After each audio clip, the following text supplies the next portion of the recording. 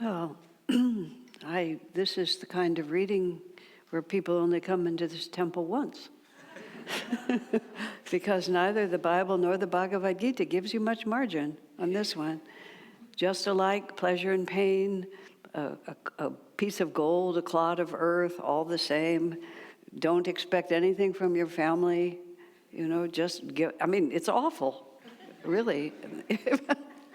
Even I, listening to it, think, please, no, there must be an alternative.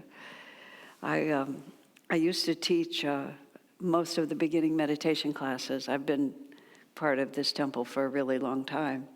And at the beginning, when there were many fewer people who had experience to do that, I did the Meditation 1 classes and everything. And I'm a devotee. I mean, I talk very freely about Divine Mother. I talk about God. I talk about the Guru. It's all very, very natural to me, although it wasn't when I started. Let me just back up. Starting way back, 1970, I think, actually. The first time I went to where there was only one Ananda at that point, at an Ananda village up in the hills. And I was in the the registration room, I think, and there was this other man there, turns out to be Benai, who was a very original member of Ananda. Benai was about probably 20, 25 at that point. I was 23, so, I mean, we were all the same people. But he was talking about Benai. At that point, Ananda itself, this one rural community, was so primitive. Primitive, let's just leave it. I mean, teepees, there were few actual houses. There were things made out of plastic. We realized that you could buy a number of 4x8 pieces of wood and nail them together, which would be called a packing crate, but it kept the rain out. So it was primitive. And we were struggling for money, and anything that we could do that would work, that would give us money, was a really good idea, as long as it was moral. I have to put a caveat there, because all our neighbors were growing marijuana, which was not legal at that point, so we didn't do that. We didn't do that. So Benai, who actually later became an astrologer and a gemologist and has gone into, he has had a whole business for years making real jewelry out of real stuff. But he figured out you could hollow out pieces of manzanita wood, fill it with rosin, and put dried flowers in it and make these very rustic medallions that he used for all sorts of things. So this was his whole business with zero expense for the materials. And in order to find a place to do it, there was an abandoned bread truck, probably said bread somehow on the outside, because we always called it the bread truck. And it was just there. Somebody had dumped it there. So he went inside and he created a whole little studio in there, and everything was going really fine, but we were not super organized, and somebody else thought that the bread truck was an eyesore, and I don't know what vehicle they had, but they managed to drag it somewhere and push it over a cliff. So I'm in the reception area, and I'm overhearing Benai talking to Satya, this other gentleman there, and Benai is talking, this is all about like a devotee. He's saying, well, I thought Mother really wanted me to start the jewelry business, and Mother gave me the truck to put it in, but then apparently Mother decided that she didn't want me to have the jewelry business, so she pushed the business over the cliff. And I'm new on the scene. I knew something about the spiritual life, but I was very intellectual about it. So I never talked about Mother. It was just out of nowhere in my consciousness. So I'm thinking, this guy is pretty old just to be doing what his mother wants him to do.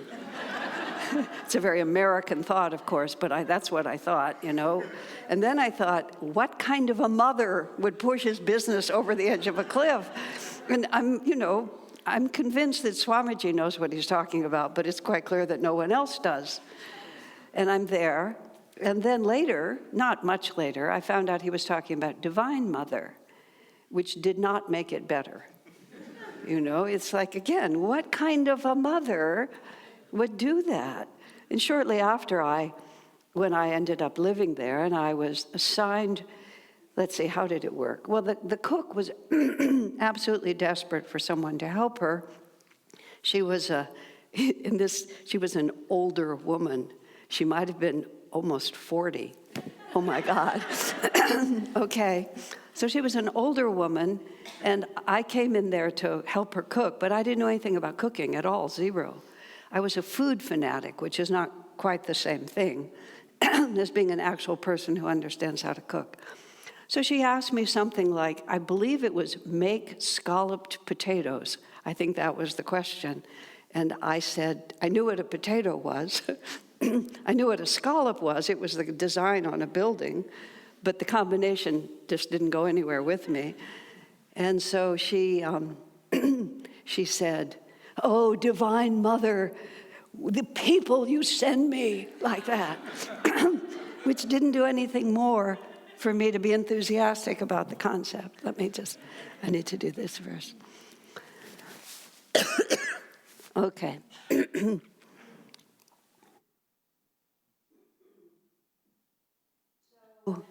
Then I had some big issue, because I had lots of big issues. I had some big issue, and I managed to talk to Swami Kriyananda about it. And most of the time, he related to me in a way that made sense to me. But this time, after I laid out whatever enormous conundrum I had, which was just some twisted inner story, he said, just give it to Divine Mother. Which was number 3 strike, as far as I was concerned, And I thought, well, what the heck am I supposed to do with that? But I had my way of relating to Swami, which was true right to the end, which is, if I don't understand what he's saying, it's not likely that he's wrong. It's more likely that I haven't figured it out yet. At the same time, I was incapable of accepting something I didn't understand. So my compromise was to put it in a little brown package and put it over here. I had this big box in my mind where I put everything that I could not accept, but I dare not reject. And over the course of 40 years, I gradually opened every one of those boxes and thought, boy, this fits fine. Why haven't I been using it this whole time? Guess who changed?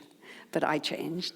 So anyway, he tells me to give it to Divine Mother. Then 6 or 7, 8 years pass. Oh, must have been more than that. Anyway, I'm talking to someone. They present to me, guess what? Some big, complicated mental thing. And so lovingly, I lean over and say, just give it to Divine Mother, like that. And all of a sudden, I thought, whoa, where did that come from? What happened in between? That's the whole story of the spiritual life. We think that the way you get on the path is you just walk into it and you read the book and you get the story, and that's what you do. For some weird reason, and I found this out that I was not the only one, when you read that you're supposed to give up all your desires on the spiritual path, like why anybody thinks that's a good beginning, I don't know. But I thought it was a good beginning. I'm like, this is before I came to Ananda. This was when I was studying in another way with Ramakrishna's teachings. So I find my first a friend, and I'm going to help her, accept this great teaching that I've just discovered. So I start telling her, we start talking about how, life is often disappointing, isn't it? You want something and you work hard and then you finally get it. And she's with me, and then, it just doesn't turn out to be what you hoped it would be, and she seems so much with me. I think this is my number for my first convert, this is the beginning of my whole great, whatever it's going to be. And so we're talking about desires and how they disappoint you, and then I can still remember she looked at me so sincerely. Yeah, she says, that's true, they do disappoint you. That's why it's so important to keep on wanting new things.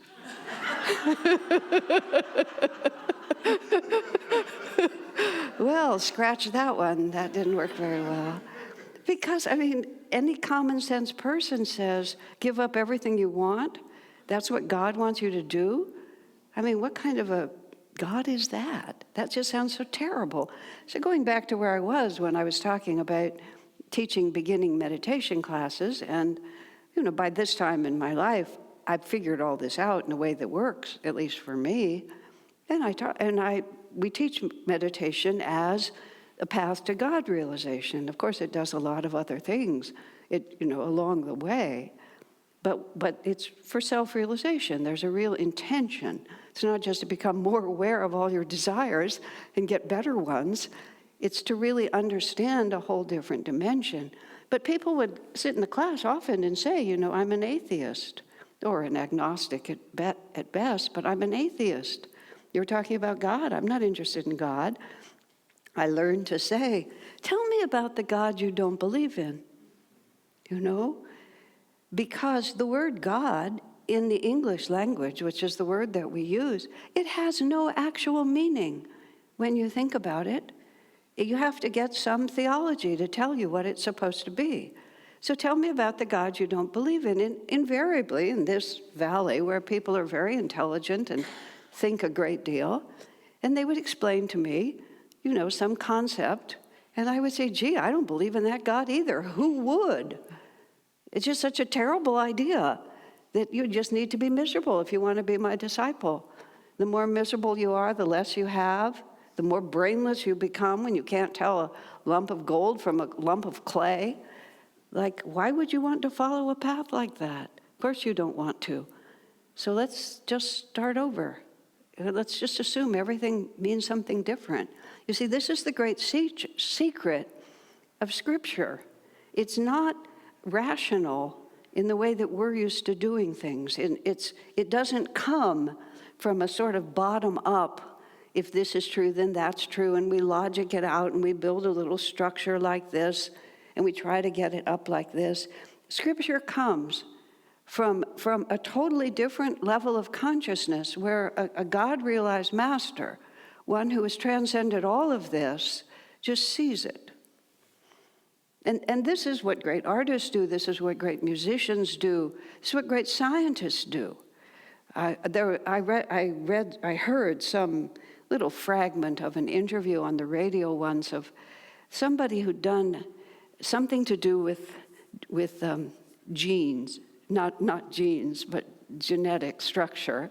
And he'd done some enormous project mapping the gene something. Forgive me, I'm so ignorant on that world, but you get the point. But the interview was, nobody believed you could do this. Well, we said, I always knew I could. And what he essentially said was, I saw it first, and then I went backwards, and I knew it had to be there because I knew where it was at the end. This is what Einstein said. Einstein saw it first, and then he went back to figure out what it would look like. When the masters write the Scripture, and we're talking from Krishna, we're talking from Christ today, Christ saw it. He saw what human consciousness is. He saw why we are born, and much more deeply and much more importantly, he could see what brought us suffering and what brought us happiness. And the fact that it's different than we think it is, what kind of a God would just want to take away the tiny little bit of comfort we have in this world? The little bit of affection or security or whatever it might be. How could God possibly say to you, oh, you think it's bad? Let's make it worse. And then we're supposed to say, yes, Father, yes, Mother, of course I will. Not if we have a brain in our head, we won't do that at all. We have to learn from experience. And this is the great power of true teaching, which is what both Jesus and Krishna taught us, that they are responding to the way that we're made. But this world, and I have no idea why, I couldn't possibly answer why, but God made it tricky. He made it not be what it is. That's why the verse from the Gita is so interesting. It's just the opposite of what you would think. But pain and pleasure, they're really different. But gold and clay, they're really different. But from the higher perspective, no, they're not. They're just what we impose. But then there's the whole other part of this whole story is what he's talking about. The little ego, which is not really who we are, but it's who we think we are. That gets so confusing. You know, that's why we love these stories about the baby switched at birth, and the king actually grows up as an impoverished peasant, and then the impoverished peasant realizes that he's the king, and he brings his dear loving mother up, and then everybody's really happy. And it's a great story because it was not what it seemed. But in the fairy tales, now that they're in the palace, they're really happy. Now that they don't have to work with clay anymore and they just get to work with gold, now that'll make them happy. Except that didn't take into account, let's see, war, hurricanes, betrayal, disease, plague. I mean, like the difficulty, the tremendous difficulty of human life is that we are so stunningly vulnerable. Just stunningly vulnerable. What do we do about that? Recently, the prayer went out because a student who grew up in this school, was always in our school. She got caught up in some violent story and she was actually killed. I mean, she died. You know, a woman in her early 20s, somebody that we knew as a child, who stood on the stage and was in all our plays and everything. I just get the first message is pray for her. She died. I said, how? Well, she was shot. Some crazy person got, you know, like, you finally got it. You've raised your daughter. She's doing great. She's all on her own, and then tomorrow she's dead. And most of the time it doesn't happen, so we play the odds. Most of the time it doesn't happen, so I'm going to bank on this one. You know, this incarnation, I'm going to get it just right. I've worked out all the pieces, and this incarnation, it's going to be just right. And then it's fine, and then it isn't. How many times do we have to do that? How many times do we have to do that? That's called reincarnation. How many times do we have to do it? That we just think this tiny adjustment. I asked Swami the question. I asked him a different question, but he answered me. I think it was accurate. My concern was, at the age I am now, I am not as stupid as I was at other ages. You know, back there, when 40 seemed really old to me. 40 now still seems just, you know, just barely out of short pants. You know, just like you're just getting yourself together. But 40 now seems like a long time ago. But I'm concerned that when I'm 15 and when I'm 20 and when I'm 22 again, I'll be a lot like I was when I was. And I was sort of wanted to ask Swami, how much of it can I take with me? You know, how much of it is really mine and how much of it is just as old as I am? But he didn't answer me. But he did say, here's what causes reincarnation: longing and regret.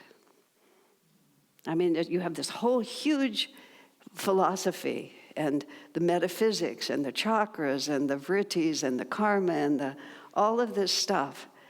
What is the fundamental issue? You long for it or you regret it. I want to have it, you know, and it can be positive. It was so much fun being married to you. It was so much fun living in the mountains. It was so beautiful raising our babies, you know, or whatever it might be. I want to do it again. I want to do it again. I want to do it again. Or else I never got to do it. And I really, really, really, really, really, really, really want to do it. So you try one more time, you make yourself a little prettier, you make yourself a man instead of a woman, you know, whatever it might be. You just try it one more time because you long for it, or you regret. Oh, if only, you know, if only when I had a choice between Henry and Philip, and I chose Henry, who was such a dog, and Philip was such a prince. Next time I'll choose Philip. You know, if I could just have Philip, or whatever it might be. If I had only been an artist and not a banker, or a banker instead of an artist, if I'd only, regret. If I'd only gotten there in time. If I had only been home to get the message. If only I hadn't lost my temper. You can see what it is, but you see the origin of it is, I would be safer and I would be happier if. And so we run that for millions of lifetimes because we only learn from experience. Master made the horrifying statement that anything that you're not drawn to do now, including, let's say being a murderer or a thief or anything, the only reason you're not drawn to do it is because you tried it and it didn't work.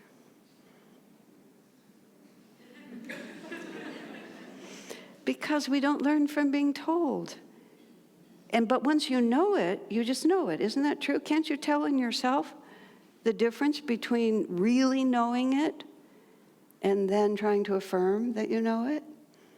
This is how the three great delusions, wine, sexuality, and money, you just think you're free until all of a sudden you're not. There it is. And then you do something awful and then you regret it. I used to have these weird dreams. Thank God they were just dreams.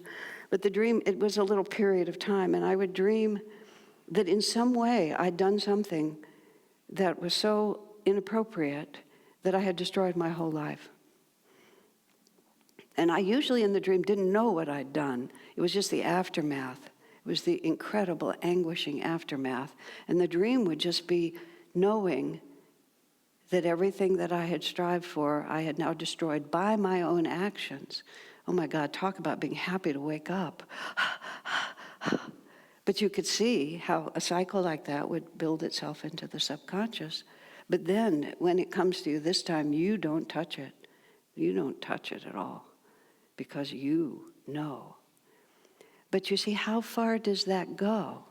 Because you look behind you, and you see that you were really drawn to do these things because you thought they would make you happy, and now you really know they don't, but you see all these other people who are still doing it. And then we stand here, and the saints and masters look at us, and they think, all right, if this is what you really think you need to do, go ahead, but it's not going to work. And what's the end point of it? And so we start on the spiritual path because we have had enough of trying to make ourselves secure by taking this world, which is just so ephemeral and so completely out of our control, and try to fix it in such a way that this time it won't wiggle out. This time it will stay where I put it. And then finally, we've had enough. We've just had enough. And we start asking really serious questions. Where does my security come from? Where does happiness come from? What is the purpose of this life? Is the purpose of this life ease and pleasure? When people talk about good karma, it means easy, pleasurable karma, doesn't it? We talk about bad karma, it means painful, challenging. But if ease and pleasure just causes us to get fat, lazy, and stupid, and then die, and then sleep through the astral world, and then come back and do it again, is that like the apex of happiness? I mean, really, sometimes you have to think, when we meet challenging karma, this is something that's worked for me at least, when I meet really challenging karma and God is really asking me to change, I ask myself, do I think that I have achieved the greatest level of happiness that I could ever have right now? And if the answer is no, then why am I afraid? Why am I afraid that I'm going to learn something I don't know? And so Krishna gets our attention by being nicer and saying sweeter things than this. And Jesus gets our attention by being nicer and saying sweeter things than this. So when he says, every place that you think your happiness and your security comes from, guess what? You're wrong. But not because I want to punish you, but because you have no idea how glorious, how beautiful, how powerful, how unshakably strong you actually are. So listen to me. I'm going to tell you something. It's completely different than you think. And then yoga says, give it a try. It's like, if you're an atheist, come in, be an atheist. Tell me what you don't believe in, and we'll just not worry about that. But give it a try. And then pay attention. See what the results are. Just like one step at a time. Then you don't see yourself changing. Back there when I said to that woman, just give it to Divine Mother, I realized, oh my gosh, I know what that means. And I know it's a good idea. How did that happen? How did I get here? Because I didn't get here from walking in and then just blindly putting that dress on and just wearing it. It didn't fit me at all. But I didn't throw it away either. Because how do I know? You know? And it's all represented by, you see it in front of you. Swami Kriyananda walked into the room, 1969, just before Thanksgiving, over at the Stanford campus. He walked into the room. He hadn't said a word. I'd never seen him before in my life. He had been recommended to me by someone I trusted. And I could just tell, and this was what my intuition that I didn't know was there said, he has what I want. I didn't even know what it was. He has it, I can tell, he has it. Because later I understood, there's a consciousness he brought in. And it was joy, and it was courage, and it was free. And I'd been looking for it my whole life.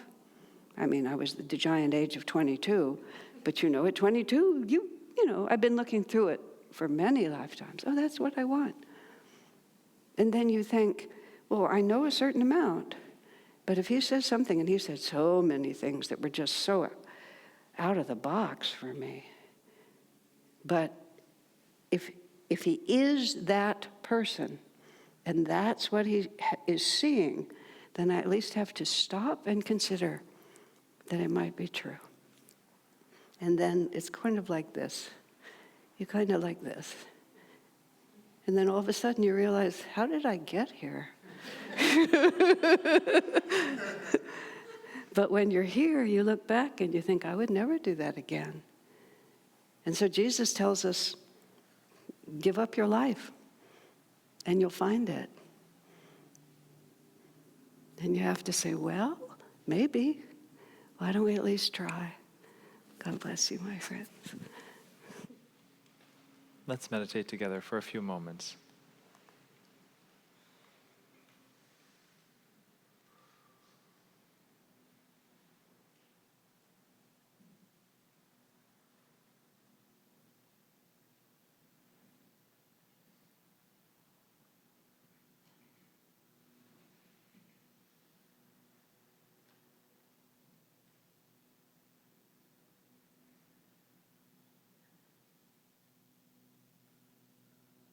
We'll have a piece of music now.